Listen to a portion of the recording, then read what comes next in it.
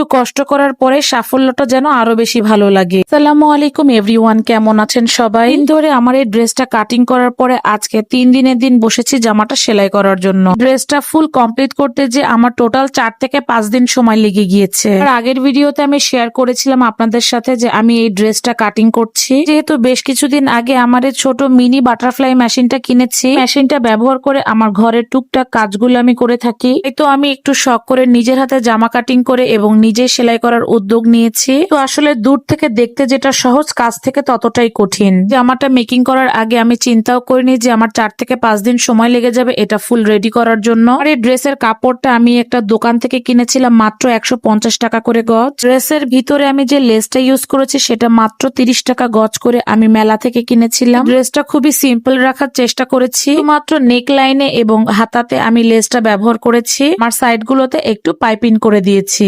Design করতে যে আমার অনেক বেশি কষ্ট হয়ে গিয়েছে। সেলাইয়ের কাজ তো শেষ করতেই হবে, এর মধ্যে একটু বিরতি নিয়ে চলেন একটা পার্সেল আনপ্যাকিং করে আসি। আলহামদুলিল্লাহ আমাদের ফ্যামিলিতে 2টা মেয়ে বেবির আগমন ঘটেছে। এদের বেবিদের জন্য আমি নকশি কাঁথা অর্ডার করে দিয়েছি।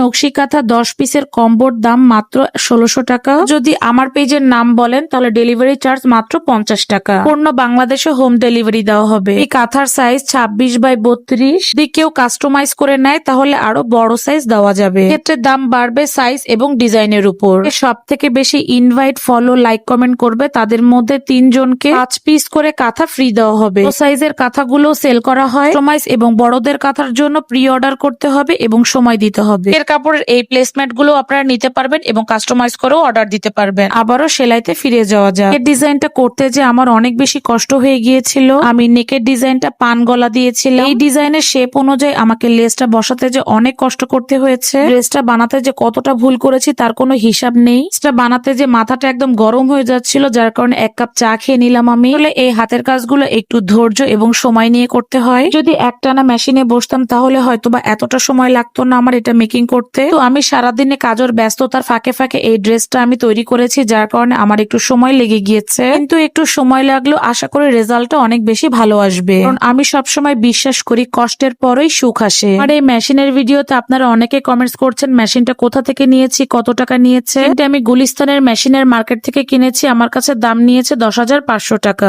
এবার দেখে আসি ড্রেসের ফাইনাল লুকটা কেমন লাগছে। আমি এখানে 3টা কালারের কম্বো করে একটা ওড়না ব্যবহার করেছি। এখানে আমি একটা হোয়াইট ঢোল সালোয়ার দিয়ে এটা পেয়ার আপ করেছি। আচ্ছা, মনে হচ্ছে ওড়নাটার জন্য ড্রেসটা সব থেকে দেখতে সুন্দর লাগছে। আর হাতে পরা চুড়িগুলো আমি নিজে বানিয়েছি ড্রেসের কাপড় দিয়ে। কোনোদিন শেয়ার করব। এই সিম্পল ড্রেসটা আপনাদের কাছে কেমন লেগেছে অবশ্যই কমেন্ট করে জানাবেন। সময়ের মতো আমার ভিডিওটাকে